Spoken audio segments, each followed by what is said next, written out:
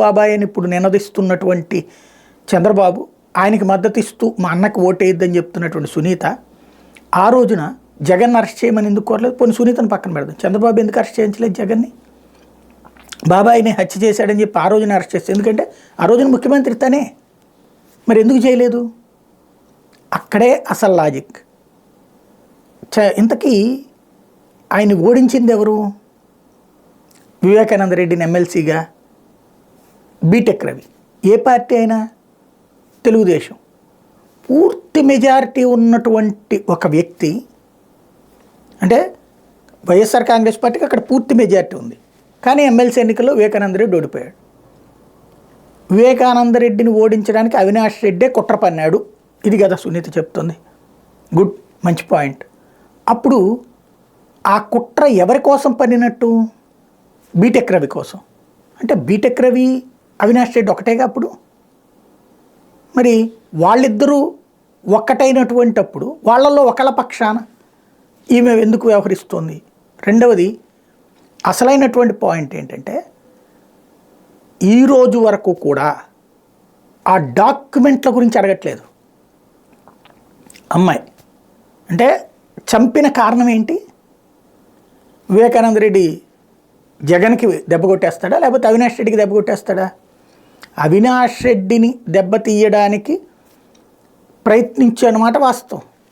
ఇది first Vivekananda Reddy. But Jagan ఎవరి పక్షాన ఉన్నాడు? ఆనాటి నుండి ఈనాటి వరకు కూడా అవినాష్ రెడ్డి పక్షాన.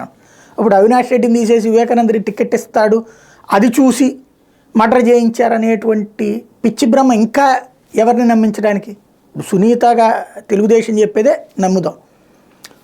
అవినాష్ రెడ్డిని జగన్మోహన్ రెడ్డి తీసేసి వివేకానంద రెడ్డి టికెట్ ఇద్దాం అనుకుంటే, అందుకని అవినాష్ రెడ్డి వివేకానంద రెడ్డిని మర్డర్ చేశాడు. జగన్ యాటిట్యూడ్ తెలిసినోడు ఎవడైనా సరే తనకు అన్యాయం చేస్తే నెత్తిని పెట్టుకుంటాడా? అంటే తన బాబాయ్కి ఇద్దాం అనుకుంటే ఇంకొకటి వచ్చి మర్డర్ చేస్తే అతను నెత్తిని పెట్టుకుని ఏం చేయాలా? అవినాష్ రెడ్డిని జగన్కి ఏంటి అవసరం అతనితో? పాయింట్ ఏంటి అక్కడ? మర్డర్ చేసినటువంటి దస్తగిరిని ఈ రోజు వరకు జైలుకి పోనీలేదు సునీత. జైలుకు పోనీలా, అరెస్టే కానీలా. తెలుగుదేశం మీడియాలోకి వచ్చి అతను మాట్లాడాడు. అది కూడా ఆ దస్తగిరి అనేటువంటి క్యాండిడేట్ తనే గొడ్డలతో నరికానని చెప్పాడు, కాగితాలు తీసుకెళ్లారని చెప్పాడు. ఈరోజు వరకు ఆ కాగితాలు ఏంటన్నటువంటిది మాత్రం రాల. కరెక్ట్గా దర్యాప్తు చేస్తున్నప్పుడే దర్యాప్తు సంస్థలు మార్చేటటువంటి కథ అంతా నడిచింది. ఇప్పుడు ఆవిడ నిన్న ప్రయత్నం, ఒక పెద్ద స్కెచ్ ఏంటంటే, నేషనల్ మీడియా మొత్తాన్ని అట్రాక్ట్ చేయాలని ప్రయత్నించింది. అక్కడ కాన్స్టిట్యూషనల్ క్లబ్ ప్రెస్ మీట్, అంటే తెలుగుదేశం ఎజెండాలో పార్ట్.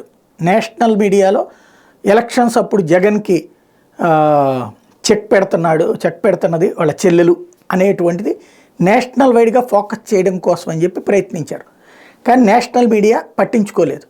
నిన్న ఆ ఆవేదన కూడా వ్యక్తం చేశారు, నేషనల్ మీడియా ఎందుకు పట్టించుకోవట్లేదో అర్థం కావట్లేదని. అంటే నేషనల్ మీడియా ద్వారా దేశమంతా కూడా జగన్ని బద్నాం చేయడానికి వేసినటువంటి స్కెచ్ అయితే ఆశించినంతగా ప్రయోజనం చేకూరలేదు. ఎందుకంటే సుప్రీంకోర్టే రామ్ సింగ్ అనే